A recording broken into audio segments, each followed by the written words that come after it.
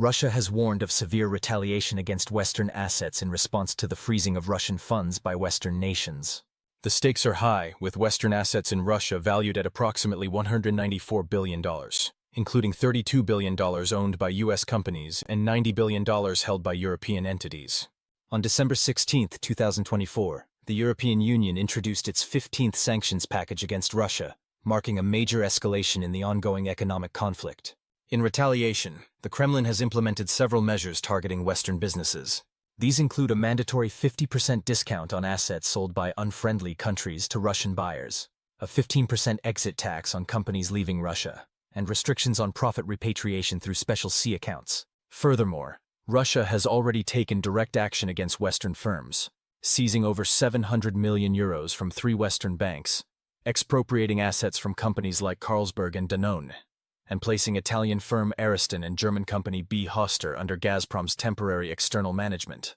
Russia is believed to hold around $288 billion in Western assets within its borders, although this figure should be taken with caution. A significant portion of European assets, $98.3 billion of the $223 billion attributed to European countries, comes from Cyprus, a well-known tax haven for wealthy Russians. Germany, once a major trading partner for Russia, now holds only about $17.3 billion in trapped assets. Despite the corporate exodus that followed Russia's 2022 invasion of Ukraine, Western companies still maintain significant exposure in the Russian market, with EU and US firms holding approximately $194 billion in assets. Of this, US companies own $32 billion while European companies own $90 billion. In response to Western sanctions and the G7's decision to use frozen Russian assets to aid Ukraine, Moscow has taken retaliatory steps. In April 2023, President Putin signed a decree allowing the Russian government to temporarily seize control of foreign companies' assets in Russia. Additionally, the Kremlin has imposed strict conditions on Western firms attempting to exit the market, including the aforementioned 50% discount on asset sales and the 15% exit tax. Many Western businesses that initially planned to leave Russia have faced significant hurdles, including bureaucratic obstacles and potential financial losses. The corporate exodus has already cost Western companies over $1.1 trillion in write-downs and lost revenue. Moreover, businesses still operating in Russia cannot repatriate their profits, as funds must be held in special C accounts within the country. Most recently, Moscow has threatened further retaliation if the West follows through with plans to seize Russian assets. The Russian government has warned of legal consequences, condemning Western actions as illegal expropriation. Russian Foreign Ministry spokesperson Maria Zakharova has suggested that Russia has a wide range of political and economic countermeasures at its disposal, though the exact retaliatory actions remain unspecified. The true value of Western assets in Russia may be even greater than the reported $288 billion. Several factors indicate that assets may be hidden or underreported. The complex network of offshore structures and tax havens, particularly in Cyprus, which accounts for $98.3 billion of European assets, suggests that many assets are obscured by sophisticated financial arrangements. Corporate structures and joint ventures, especially in the energy sector, complicate the picture. Western firms have significant, often undisclosed stakes in partnerships with Russian companies like Rosneft, Gazprom, and various oil and gas projects. These arrangements often involve intricate ownership structures, making it difficult to accurately assess their full value. This complexity is further exacerbated by the fact that some Western firms continue to operate in Russia through subsidiaries or alternative arrangements, with their assets potentially undervalued or hidden by legal mechanisms. Evidence of this is found in the fact that over 1,400 international companies are still operating in Russia, many through complicated organizational structures. Russia's recent actions, including a confidential decree allowing the purchase of Western assets at steep discounts, indicate that there may be substantial unreported assets that Moscow aims to seize control of. Additionally, the continued presence of multinational subsidiaries in Russia and the challenges in valuing these assets only add to the uncertainty surrounding the situation. The current market conditions make it difficult to fully assess the scope of Western holdings in Russia. The existence of special C accounts and various financial mechanisms used to retain corporate profits within Russia also implies that there may be significant undeclared or underreported assets. Moreover, the complex nature of asset valuations amid ongoing sanctions means that many Western assets may be substantially undervalued in official reports. According to Russian state media, major Western investments in Russia include $98 billion from Cyprus, $50 billion from the Netherlands, $19 billion from the UK, 17 billion from Germany, 16 billion from France, and 13 billion from Italy. European companies face greater exposure to retaliation due to their larger presence in Russia compared to U.S. businesses. Many Western companies that initially planned to exit Russia after the 2022 invasion now find themselves trapped, confronted by increasing bureaucratic hurdles and the risk of asset seizures. In response, President Putin has signed a decree that authorizes significant countermeasures, including granting Russian courts the ability to seize compensation from U.S. assets in Russia and allowing the confiscation of Western assets if Russian assets are seized abroad. These moves reflect a broader threat of retaliation against what Russia terms Western thievery. Recent developments have also impacted the NSD's role in managing Western assets. In June 2024, both U.S. and U.K. authorities imposed sanctions on the NSD, following the EU's earlier sanctions from June 2022. This led to a major restructuring of Russia's custody system, particularly for assets held by investors from unfriendly countries. In October 2024, Russia implemented a significant change by removing the NSD from the custody chain for Western-owned shares. Presidential Decree No. 840 established a parallel custody system, in which shares held in restricted Type C accounts are now transferred directly to local Russian registrars, bypassing the NSD. The actual value of Western assets under Russian control is further complicated by several factors. A large portion of the reported $288 billion is held in offshore havens like Cyprus and the Netherlands, suggesting the true value of endangered Western assets may be significantly lower. Furthermore, the NSD's role has shifted from being the sole custodian holding nominee accounts at issuers' registrars to a more limited role under the new system. The recent restructuring of Russia's custody system has created new challenges for Western investors trying to manage or divest their holdings.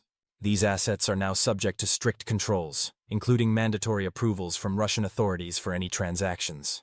As a result, many Western assets are effectively trapped within Russia's financial system. On December 16, 2024, the European Union imposed its 15th sanctions package against Russia, escalating the ongoing economic conflict. These new measures introduce comprehensive protections for European companies, addressing the growing risks of Russian litigation and penalties. In light of the evolving geopolitical landscape, the European Union (EU) has implemented significant regulatory measures to address the growing complexities of the conflict with Russia. One notable development in this context is the extension of derogations for central securities depositories, CSDs, to release specific frozen cash balances. This adjustment is crucial in allowing companies more flexibility as they navigate the complex terrain of asset management and divestment. The EU has gone a step further by extending divestment license deadlines to December 31, 2025, giving businesses additional time to execute more orderly market exits from Russia.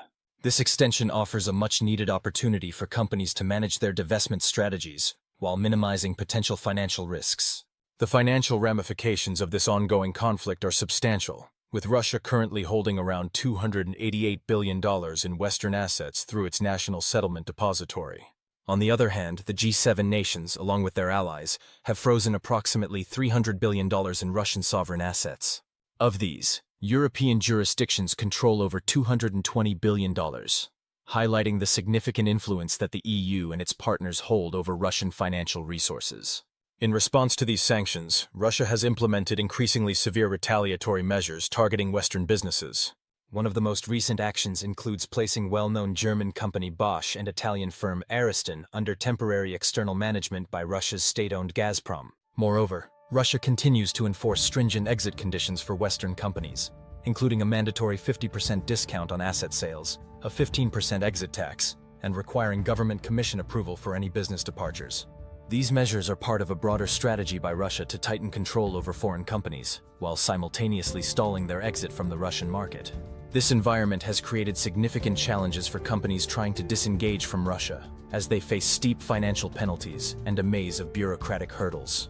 In response to these mounting difficulties, the EU's December 2024 sanctions package introduces additional protective measures aimed at shielding European businesses from further harm. These protections include a prohibition on the enforcement of Russian court rulings that impose unjustified economic sanctions on EU operators. This safeguard ensures that European companies will not be subject to legal actions within Russia that could further hinder their ability to divest or operate freely. The package also establishes new mechanisms for releasing certain frozen assets held by EU depositories, thus providing companies with a path to retrieve capital tied up in frozen accounts. By extending the deadlines for divestment, the EU aims to allow companies more time to execute a well-planned and orderly exit strategy, ensuring that they can mitigate losses and avoid hasty decisions that might harm their financial standing. In addition to these protective measures, the EU's December 2024 sanctions package provides comprehensive safeguards for European businesses in Russia, particularly in the legal domain. Companies operating in Russia are now afforded stronger protections against Russian legal actions, including immunity from anti-foreign injunctions and unjust court rulings. Moreover, the new package allows businesses to seek compensation in EU member state courts for damages incurred due to Russian legal proceedings. This provision enhances the ability of European companies to recover losses from Russian entities involved in expropriation or other harmful actions. The new regulations also introduce enhanced control mechanisms over frozen assets and divestment strategies. Central securities depositories are now authorized to release certain frozen cash balances, enabling companies to regain liquidity and facilitate the divestment process. The extension of divestment deadlines until December 31, 2025, offers companies more flexibility in executing these complex strategies. Special derogations will also be granted on a case-by-case basis to facilitate smoother withdrawals from Russian operations. These changes provide a more secure and predictable environment for European companies as they plan their eventual exit from the Russian market. The operational safeguards introduced in the December 2024 sanctions package include transaction bans on Russian companies that violate arbitration agreements with EU counterparts. This provision ensures that European businesses are protected from unfair litigation risks and penalties, making it easier for them to manage their operations without fear of being trapped in lengthy and costly legal disputes. The prohibitions on enforcing Russian court rulings that impose unfair sanctions on EU operators provide an additional layer of protection for European businesses facing legal challenges in Russia. Taken together, these measures create a more secure framework for European companies to navigate the difficult process of disengaging from Russia. The EU has made it clear that operators should seriously consider winding down their Russian operations, given the increasing risks and uncertainties associated with maintaining business activities in the country. This comprehensive protection package is a testament to the EU's commitment to supporting its companies in managing the complexities of this unprecedented geopolitical crisis while minimizing potential losses and legal complications. While both sides have targeted each other's assets, the scale and impact of these measures differ significantly. The West's freezing of Russian assets, particularly central bank reserves, represents a substantial economic lever. In contrast, Russia's actions have largely focused on private Western companies operating within its borders, affecting their ability to operate freely. This asymmetry highlights the West's stronger position in terms of state-level asset freezes, whereas Russia's actions, though impactful on individual corporations, do not carry the same level of systemic economic impact as the Western sanctions on Russian sovereign assets. The situation remains dynamic, with ongoing legal proceedings and policy debates that could further shape the landscape. For example, the upcoming court decision involving RBI, expected on December 25, 2024, could have significant ramifications for Western businesses operating in Russia. Additionally, discussions continue within the EU and among its allies regarding the potential use of frozen Russian assets to support Ukraine. This delicate balancing act seeks to align legal constraints with broader geopolitical objectives, underscoring the complexity of the issue. The unprecedented use of the US dollar and international banking systems as weapons against Russia has served as a wake-up call for emerging economies and geopolitical blocs such as BRICS, Brazil, Russia, India, China, and South Africa. These nations, along with others in the global south, are now taking decisive steps to protect themselves from similar vulnerabilities. This shift is reflected in their growing efforts to push for economic self-reliance and reduce dependency on the US dollar. In response to these vulnerabilities, BRICS countries have begun advocating for the creation of a common currency to reduce their reliance on the US dollar. This initiative has gained traction as the risks of dollar-centric systems become more apparent. Although the currency is still in its early stages, it is expected to facilitate trade between BRICS nations while bypassing the dollar altogether. This move is part of a broader strategy to establish greater financial autonomy and reduce exposure to external economic pressures. At the forefront of this shift is China, the economic powerhouse within BRICS, which has led efforts to diversify away from the dollar. The Chinese yuan has seen an increasing role in global trade, particularly in energy transactions with countries like Russia, Saudi Arabia, and Iran. Through its Belt and Road Initiative, China is offering financing and trade settlements in yuan, encouraging partner nations to move away from dollar-based systems and reduce their dependency on US-dominated financial markets. BRICS nations, spearheaded by China and supported by countries like Brazil and India, are proactively working to shield their economies from the potential weaponization of the US dollar. These efforts are laying the groundwork for a more decentralized global financial order, where countries can have greater control over their economic destinies. While the transition will take time, the foundations for a future system less reliant on the US dollar are being firmly established. This shift has the potential to reshape the global financial system for decades to come, signaling a new era of economic independence and multipolarity on the world stage.